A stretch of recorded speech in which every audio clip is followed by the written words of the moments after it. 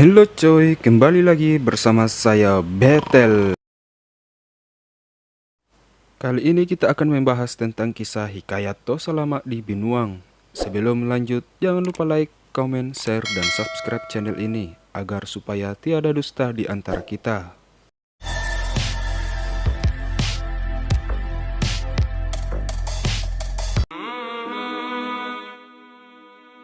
Tosa Lama di Binuang atau Syekh Abdurrahim Kamaluddin adalah seorang waliullah yang pernah hidup di Tanah Mandar pada abad ke-15.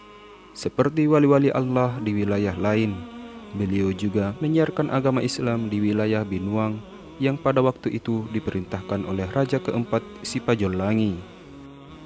Kisah tentang perjuangan serta kekeramatan Tosa Lama di Binuang terus berlanjut hingga turun-temurun dan tampaknya menjadi legenda tersendiri di kalangan masyarakat yang bermukim di Pulau Tangga, tempat beliau dan kedua muridnya dimakamkan. Catatan sejarah yang termaktub dalam naskah Lontara Napo Mandar pada halaman 123 menyebutkan, "Inilah surat Tuan di Binuang, beliaulah yang mengislamkan kami." Hikayat tentang waliullah karismatik ini kemudian dibukukan oleh tokoh sejarah Mandar, yakni Dr. Andes Haji Muhammad Tanawali Aziz Syah pada tahun 1994 di suatu kampung yang bernama Penanian.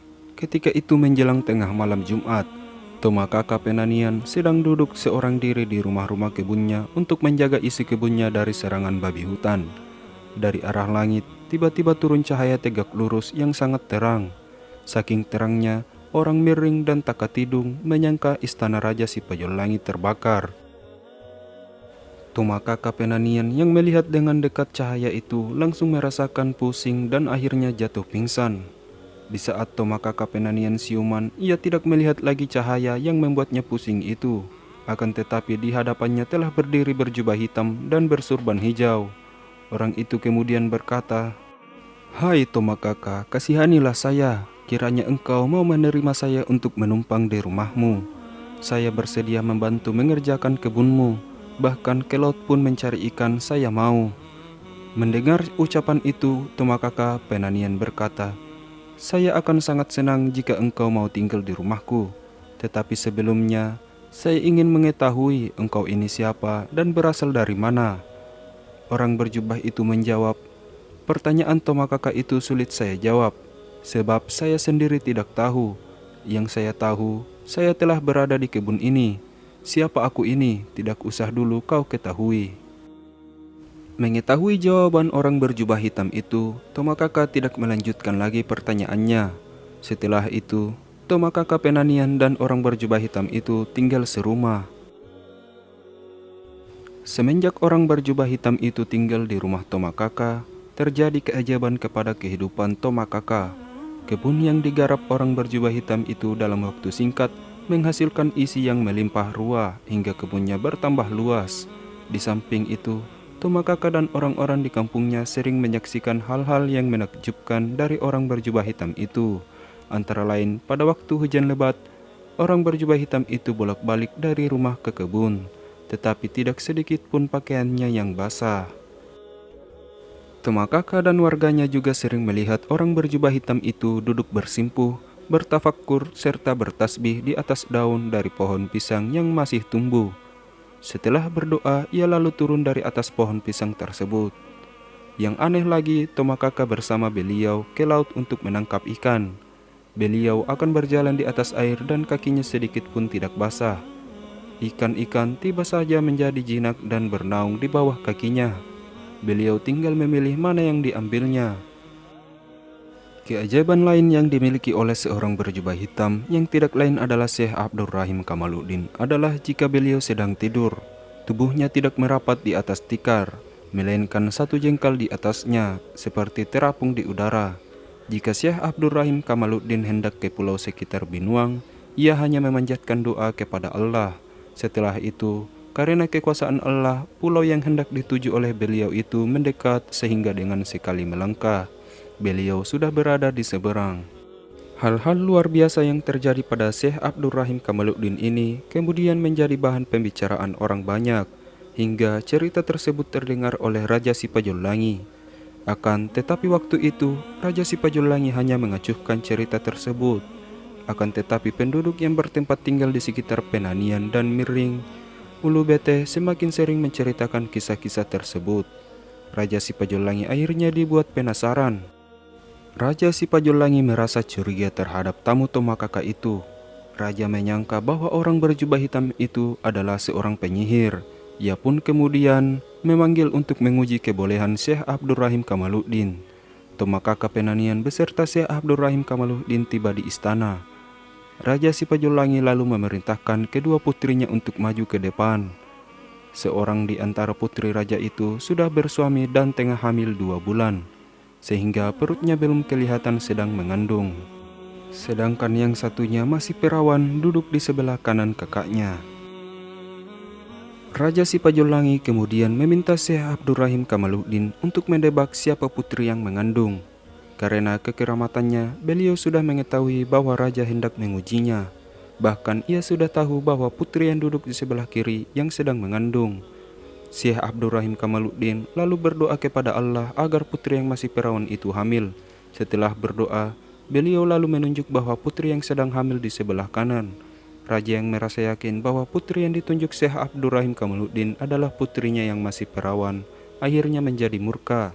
Syekh Abdurrahim Kamaluddin mengetahui Raja Sipajolangi marah kepadanya. Beliau kemudian segera memohon diri. Sewaktu beliau melangkah turun dari tangga istana, Raja Sipajolangi menyaksikan kaki beliau tidak menyentuh anak tangga, melainkan 1 jengkal di atasnya.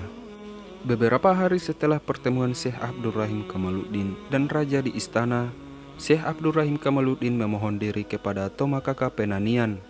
Beliau akan menuju ke negeri Tammajarra, wilayah Tinambung, untuk menemui Raja Balanipa keempat, Daita Kena Ipatang. Sesampainya di negeri Tammajarra, beliau lalu mengutarakan maksud kedatangannya kepada Raja Balanipa, yaitu menyebarkan agama Islam kepada Raja Balanipa. Raja Balanipa menerima dengan baik maksud kedatangan Syekh Abdurrahim Kamaluddin ini. Beliau lalu diizinkan tinggal di istana. Syekh Abdurrahim Kamaluddin kemudian memulai dakwahnya. Sementara itu, sejak kepergian Syekh Abdurrahim Kamaluddin dari negeri Binuang, negeri tersebut tiba-tiba saja ditimpa berbagai macam musibah. Mulai dari wabah penyakit yang mematikan tumbuhan hingga penduduk Binuang, rakyat menjadi sengsara mulai pagi sampai sore. Pasti ada saja penduduk yang meninggal, yang datang mengubur, sebentar gilirannya pula dikubur. Putri raja yang tadinya perawan karena kekuasaan Allah menjadi benar-benar hamil. Putri raja ini sering mengalami tanda kehamilan yang tidak wajar dan selalu mengigau menyebut-menyebut nama tamu Tomakaka Penanian. Putri raja itu betul-betul sangat tersiksa. Melihat keadaan ini, Raja Sipajolangi kebingungan. Semua dukun, pelalai, pajuntai yang piawai sudah dipanggil untuk mengobati sang putri, tetapi tak satu pun yang berhasil. Seorang ahli nujum kemudian menyarankan kepada Raja Sipajolangi untuk mencari seseorang yang pernah tinggal di rumah Tomakaka Penanian. Menurut ramalan saya, satu-satunya orang yang bisa menyembuhkan putri raja dan menyelamatkan rakyat kita di sini adalah orang yang pernah tinggal di rumah Tomakaka Penanian, ujar ahli nujum. Tomakaka Penanian akhirnya diminta untuk memberitahu keberadaan Syekh Abdurrahim Kamaluddin. Tomakaka kemudian memberitahu bahwa tamunya itu sedang berada di Tammajarra. Raja Sipajolangi lalu mengutus orang untuk mencari Syekh Abdurrahim Kamaluddin dan berkata, "Jika kalian telah bertemu dengan beliau, sampaikan kepadanya bahwa raja telah menjanjikan putri beliau Iwe Tenripada, kalau sekiranya ia dapat menyembuhkan penyakitnya." Lalu utusan raja berangkat ke negeri Tammajarra. Setelah menempuh perjalanan selama 6 hari 7 malam, akhirnya utusan raja yang dipimpin oleh Lamakarra bertemu dengan Syekh Abdurrahim Kamaluddin. Syekh Abdurrahim Kamaluddin kemudian bertanya, "Ada keperluan apa kalian datang kemari?" Lamakarra yang menjadi pimpinan rombongan menjawab, "Kami diutus Raja Binuang. Beliau meminta pertolongan Tuan. Kalau penyakit putrinya sembuh, Tuan akan dinikahkan dengan putri itu."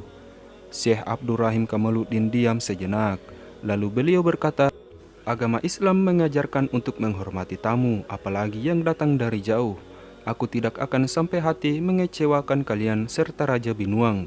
Katakan pada raja, aku akan ke sana untuk melakukan apa yang bisa kulakukan. Berangkatlah kalian ke sana." Mendengar perkataan tersebut, Lamakara menjadi puas. Dia beserta rombongannya segera meninggalkan Syekh Abdurrahim Kamaluddin dan kembali ke negeri Binuang. Lalu mereka harus kembali dengan menempuh perjalanan selama 6 hari 7 malam. Namun, alangkah terkejutnya Lamakara ketika sampai di Soraja atau Istana Binuang, sebab suasana di Soraja begitu meriah. Padahal sejak ia dan rombongannya meninggalkan tempat itu 2 minggu yang lalu, tempat tersebut hanya diselimuti oleh kesedihan dan kemuraman. Setelah dia selidiki, ternyata Raja Sipajolangi tengah merayakan ke-7 hari pesta pernikahan putrinya dengan Syekh Abdurrahim Kamaluddin. Lamakara tak percaya dengan kenyataan ini sebab 6 hari yang lalu ia masih melihat Syekh Abdurrahim Kamaluddin di Tamajarra. Dia segera menghadap kepada Raja Sipajolangi. Raja Sipajolangi berkata, "Kemana saja kau, Lamakara?" Lalu Lamakara menjawab, "Hamba baru saja tiba dari negeri Tamajarra." Raja bertanya lagi, "Berapa lama waktu yang kau butuhkan untuk sampai di Tamajarra?" Lamakara menjawab, 6 hari 7 malam tuan." Raja Sipajolangi berkata, "Sungguh aneh, pada hari pertama kau berangkat ke Tamajarra, orang berjubah itu sudah sampai di sini. Bahkan ia telah menyembuhkan putriku dan sesuai janjiku ia lalu kunikahkan dengan Iwe Tenripada." Lamakara semakin tidak percaya. Ia kemudian mengajak beberapa pengawalnya untuk menemui mempelai pria. Dia khawatir jangan-jangan ada orang asing yang mengaku sebagai Syekh Abdurrahim Kamaluddin. Setelah bertemu dengan mempelai pria, barulah Lamakara merasa yakin bahwa mempelai pria itu benar-benar Syekh Abdurrahim Kamaluddin. Kurang lebih setahun kemudian, 2 orang mubalik datang kepada Tuan di Binuang. Mereka bermaksud menjadi murid Tuan di Binuang dan bersedia membantu menyiarkan agama Islam. Mubalik pertama bernama Syekh Al-Maghribi, seorang sufi dan ahli kenegaraan yang berasal dari Maroko. Yang kedua bernama Syekh Al-Ma'ruf. Dia juga seorang sufi dan ahli dalam masalah pertanian dan bangunan. Dia berasal dari wilayah Samarkand dekat Bukhara, Rusia Selatan. Makin hari makin terkenal pula kedua mubalik tersebut karena selain ketepatan metode dakwahnya, juga kekeramatan yang mereka miliki. Maka dari itu, dalam kurun waktu singkat mereka sudah berhasil merangkul banyak pengikut. Dengan demikian, nama Tuan di Binuang pun kian tersohor di berbagai kalangan. Kedua muridnya itu menggelar beliau Waliullah. Negeri Binuang akhirnya populer sebagai pusat pengembangan agama Islam di tanah Mandar. Seperti gelar Tosalama di Binuang yang diberi oleh rakyat Binuang kepada Syekh Abdurrahim Kamaluddin. Kedua murid Tosalama di Binuang juga memperoleh gelar karena kekeramatannya yang dimiliki. Syekh Al-Ma'ruf dikenal dengan gelaran Sayye Losa dan Syekh Al-Maghribi dikenal dengan Sayye Kita. Gelar Sayye Losa yang diberikan kepada Syekh Al-Ma'ruf bermula ketika Raja Binuang dan Tuan Binuang merencanakan untuk membangun masjid pertama di Kerajaan Binuang. Pada waktu itu, struktur rancangan bangunannya diserahkan kepada Syekh Al-Ma'ruf yang memang ahli di bidang tersebut. Setelah masjid itu selesai dibangun, sekelompok jemaah masjid meragukan arah kiblat masjid tersebut. Hal ini kemudian mereka adukan kepada Syekh Al-Ma'ruf. Syekh Al-Ma'ruf terdiam sejenak. Ia kemudian berjalan menuju tembok bagian barat masjid dan melubanginya. Setelah melubangi tembok ini, ia lalu memanggil para jemaah dan meminta mereka untuk mengintip ke lubang yang baru beliau buat. Syekh Al-Ma'ruf bertanya, "Apa yang kalian lihat di sana?" Secara serentak para jemaah menjawab, "Ka'bah." Sejak saat itulah rakyat Binuang semakin segan kepada beliau. Itulah sebabnya Syekh Al-Ma'ruf diberi gelar Sayye Losa, yang berarti orang yang bisa menembus apapun dengan penglihatannya. Ketenaran Tosalama di Binuang, khususnya kekeramatan beliau, akhirnya sampai ke telinga seorang ahli sihir yang juga kepala rampok Paeloa di Tamangale. Ia berniat ke negeri Binuang untuk menjajal kesaktian Tuan di Binuang. Ahli sihir ini kemudian berlayar ke negeri Binuang. Ketika sampai di tengah lautan, tiba-tiba cuaca yang tadinya normal berubah menjadi ekstrim. Badai serta gelombang laut silih berganti dan menghantam apapun yang berada di lautan saat itu, termasuk perahu yang digunakan ahli sihir. Akhirnya perahu tersebut karam Begitu juga dengan kitab-kitab yang berisi ilmu gaib yang sekiranya akan menjadi andalan ahli sihir untuk menjajal kesaktian Tuan di Binuang. Ahli sihir itu sendiri pingsan akibat pukulan ombak yang sangat dahsyat. Setelah beberapa saat, ahli sihir itu pun siuman. Ia sadar telah berada di tepi pantai Takatidung. Ahli sihir itu kebingungan dan berjalan tak tentu arah. Tiba-tiba, ia melihat lelaki setengah baya menggunakan jubah putih sedang berjalan di tepi pantai. Ahli sihir kemudian menghampirinya. Dia lalu bertanya, "Hai orang berjubah, apa nama daerah ini?" Lelaki berjubah tidak menjawab. Ia malah menancapkan tongkatnya di depan ahli sihir itu. Lelaki berjubah kemudian menjawab, "Nama daerah ini adalah Binuang. Apa yang Tuan cari di tempat ini?" Lalu ahli sihir menjawab, "Saya hendak mencari Tuan di Binuang." Lelaki berjubah bertanya lagi, "Ada keperluan apa Tuan mencarinya? Saya adalah murid beliau, nama Al-Magharibi." Ahli sihir pun berkata, "Sebenarnya aku hendak menantang adu ilmu gaib, tapi sayang, kitab-kitab saya yang berisi ilmu gaib telah tenggelam ke dasar laut." Lalu, lelaki berjubah ternyata adalah Syekh Al-Maghribi kemudian mencabut tongkatnya. Bersamaan dengan itu, dari lubang bekas tancapan tongkat Syekh Al-Maghribi, tiba-tiba memancar air jernih dengan derasnya. Ahli sihir ini terkejut bukan main, sebab air tersebut membawa kitab-kitabnya yang telah hanyut di dasar laut. Ahli sihir itu akhirnya merenung. Ia berpikir, kalau muridnya saja sudah sesakti ini, tentu gurunya lebih sakti lagi. Ahli sihir akhirnya mengurungkan niatnya ke Binuang untuk menantang Tuan di Binuang. Ahli sihir itu lalu bersimpuh di hadapan Syekh Al-Maghribi.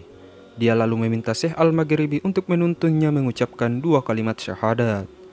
Bekas lubang yang diakibatkan oleh tancapan tongkat Syekh Al-Maghribi lama-kelamaan menjadi sumur. Masyarakat setempat lalu menamanya dengan Bujung Manurung, atau sumur yang ditancapkan seseorang yang memiliki karamah. Kekeramatan yang dimiliki oleh kedua murid Tuan di Binuang ini membuat rakyat Binuang semakin takjub serta segan kepada mereka. Kedua murid plus mubalik ini membuat Tuan di Binuang mengajarkan agama Islam di sekitar kerajaan Binuang. Sementara Tuan Binuang sendiri melanjutkan risalah Islam di negeri Balanipa dan sekitarnya. Secara formal, pengembangan Islam di tanah Mandar dimulai dari negeri Binuang pada awal abad 17 dengan 2 macam pengembangan. Pertama, Syekh Abdurrahman Kamaluddin atau Salamat di Binuang menyiarkan agama Islam di Binuang, kemudian menyebarkan ke daerah sekitarnya seperti Allu, Palili, serta sebagian besar Banggai. Sekitar tahun itu pula beliau mendirikan pesantren dan masjid sebagai pusat pendidikan agama Islam di sebuah pulau yang disebut Tanga-Tanga. Ketika itu beliau mengumpulkan sebanyak 40 muda dari kalangan muridnya untuk dididik khusus. Kedua, agama Islam datang dari Kalimantan dan menuju ke Sendana dan Pamboang. Risalah Islam ketika itu dibawa oleh Ika Puang Jawa, yang kemudian dikenal dengan nama Raden Mas Arya Suryo di Logo. Lalu muncul Sayyid Zakaria Al-Maghribi, membantu dan sama-sama menyiarkan agama Islam di negeri Pamboang. Setelah kurang lebih 40 tahun menyebarkan agama Islam di Balanipa dan Binuang, Tuan di Binuang akhirnya memutuskan untuk beristirahat di negeri istrinya di Binuang. Akan tetapi keinginannya untuk menyebarkan agama Islam tidak terputus begitu saja. Sebab jika ada daerah yang membutuhkannya, beliau akan selalu siap membantu. Setelah 5 tahun beristirahat di Binuang, tepatnya di Pananian, akhirnya beliau pun dipanggil menghadap ke hadirat ilahi. Konon, sewaktu keranda jenazah beliau hendak diusung menuju ke tempat peristirahatannya yang terakhir, orang-orang yang akan mengusung keranda jenazah tersebut tidak dapat mengangkatnya. Jangankan terangkat, goyang pun tidak. Orang-orang pun menjadi bingung, tak tahu mesti berbuat apa agar keranda jenazah beliau bisa diangkat. Tiba-tiba seorang di antara mereka berkata, "Saya baru ingat kalau beliau pernah berwasiat, dan wasiat itu harus disampaikan ke khalayak umum. Wasiatnya seperti ini. Jika besok atau lusa saya tutup usia, tempatkan saya di salah satu pulau di Binuang ini." Setelah mengucapkan wasiat tersebut, keranda jenazah beliau dengan sendirinya berjalan ke tepi pantai. Setelah sampai di tepi pantai, keranda itu kemudian meluncur menuju ke sebuah pulau yang dikenal sebagai Pulau Karamasang. Akan tetapi, keranda jenazah beliau tersangkut di sela-sela cabang pohon bakau. Rombongan pengantar jenazah yang sedari tadi mengejar keranda jenazah beliau ini kemudian berusaha mengeluarkan dari jebakan cabang pohon bakau. Namun, seperti kejadian semula, keranda jenazah beliau kembali tidak bisa goyang walau sekuat apapun tenaga mereka. Karena hari menjelang malam, rombongan terpaksa pulang ke kampung masing-masing. Beberapa hari kemudian, mulai tersebar berita mengenai beberapa keanehan Pulau Karamasang. Perahu yang dipakai nelayan atau para pedagang yang melewati Pulau Karamasang seakan-akan hanya berputar-putar. Malah dari mereka ada yang hanya melihat daratan di sekelilingnya. Kurang lebih setahun sejak wafatnya Tuan Di Binuang, masyarakat setempat sudah tidak pernah lagi melihat keranda jenazah beliau. Ada yang menduga bahwa mungkin peti itu terjatuh akibat terpaan angin dan terbawa oleh arus laut. Menurut keterangan Imam Pulau Tangga, Yusuf Tikadang, bahwa dari cerita rakyat secara turun-temurun, ketika itu arus kotoran dari Binuang selalu menuju ke Pulau Karamasang dan menyentuh pohon bakau tempat di mana keranda jenazah Tuan Binuang pernah tersangkut. Kemudian setelah itu, seorang pencari kayu bakar menemukan sebuah keranda jenazah yang diyakini sebagai keranda jenazah Tuan Di Binuang di atas bukit kecil. Pernah juga ada salah satu warga yang bermimpi bahwa keranda jenazah yang ditemukan oleh pencari kayu itu merupakan pindahan dari pohon bakau di Pulau Karamasang.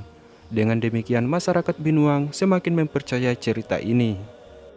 Konon beberapa bulan kemudian, keranda jenazah tersebut menghilang dari Pulau Karamasang. Akan tetapi pada saat bersamaan muncul sebuah batu nisan yang diyakini sebagai nisan Tuan Di Binuang.